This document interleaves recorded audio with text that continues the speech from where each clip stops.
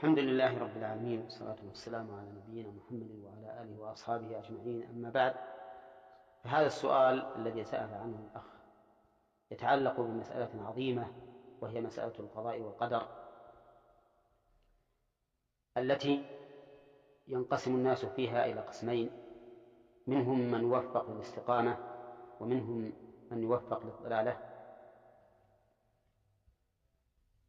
وهذا هو محط الإشكال عند كثير من الناس: كيف يكون هذا ضالا وكيف يكون هذا مهتديا؟ ولكننا ننبه على نقطة مهمة في هذا الباب، وهي أن من كان ضالا فإن سبب ضلاله هو نفسه، لقول الله تبارك وتعالى: فلما زاغوا أزاغ الله قلوبهم والله لا يهدي القوم الفاسقين. ولقوله تعالى: فأما من أعطى واتقى وصدق بالحسنى فسنيسره لليسرى، وأما من بخل واستغنى وكذب بالحسنى فسنيسره للعسرى. ولقول النبي صلى الله عليه وسلم حين حدث أصحابه بأن كل إنسان قد كتب مقعده من الجنة والنار، فقالوا: أفلا نتكل يا رسول الله العمل؟ قال: اعملوا فكل ميسر. ثم تلا هذه الآية: فأما من أعطى واتقى وصدق بالحسنى فسنيسره لليسرى. وعلى هذا فنقول: هؤلاء الذين وصفهم السائل بأنهم أذلاء إنما أذلتهم المعصية، ولم يكتب لهم الهدى بسبب أنهم هم الذين تسببوا للضلالة، حيث لم تكن إرادتهم صادقة في طلب الحق والوصول إليه وفي العمل به بعد وضوحه وبيانه. ولو أنهم كانوا حسن النية وصادق العزيمة لوفقوا للحق، لأن الحق بين ميسر: فأما من أعطى واتقى وصدق بالحسنى فسنيسره لليسرى.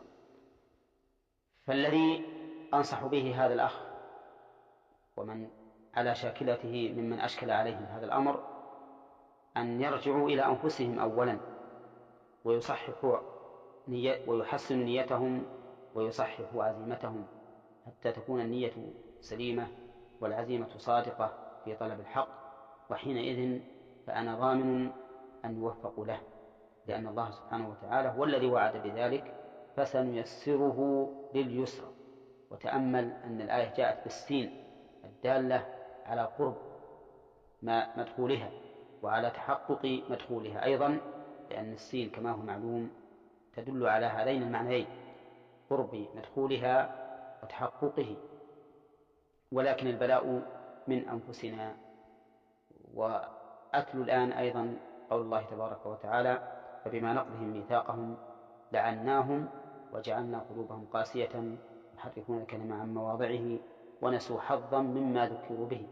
فإن هذا النسيان يشمل الذهول الذي هو نسيان القلب عن معلوم، النسيان الذي هو ذهول القلب عن معلوم، وكذلك النسيان الذي بمعنى الترك، فهم تسلب علومهم ولا يوفقون للعمل الصالح بسبب نقض الميثاق. نعم. لكن ذكرتم أن هؤلاء أذلتهم المعصية. نعم. وأيضا ذكرتم الآية الأخيرة والتي نزلت فيما أعتقد في بني يهود الذين قال الله تعالى فيهم: فبما نقضهم ميثاقهم لعناهم وجعلنا قلوبهم قاسية يحرفون الكلم عن مواضعه. نجد الآن أن الذين ينتسبون للأمة الإسلامية أذل من غيرهم من الذين جاهروا بالكفر وانتهجوا هذا المنهج.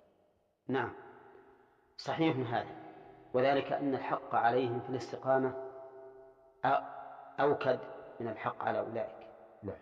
ومعلوم أن من تدنس بالأرجاس وهو من أهل الولاية أشد ممن تدنس بها وليس من أهل الولاية.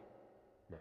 فكلما قوي حق الله على العبد وحق الله على المسلمين أعظم من حقه على أولئك الكافرين، ولهذا يلزمون بشرائع الإسلام، فإنه إذا تمرد كان أشد وأعظم.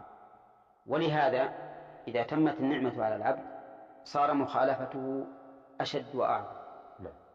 ومن ذلك ما ورد عن النبي صلى الله عليه وسلم في الثلاثة الذين لا يكلمهم الله يوم القيامة ولا ينظر إليهم ولا يزكيهم ولهم عذاب أليم، ومنهم شيمة الزاني، لأنه لا داعي له للزنا، وهو إلى الاتعاظ والبعد عن هذا أولى.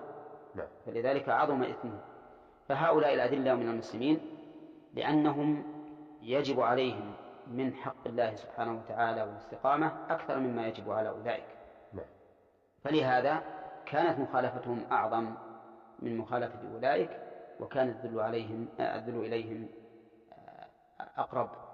وقد مثل بعض العلماء شبيه هذه المسألة بحاشية الملك والبعيدين عنه، فقال إن مخالفة حاشية الملك للملك أشد وأعظم وقعا من مخالفة الأباعد.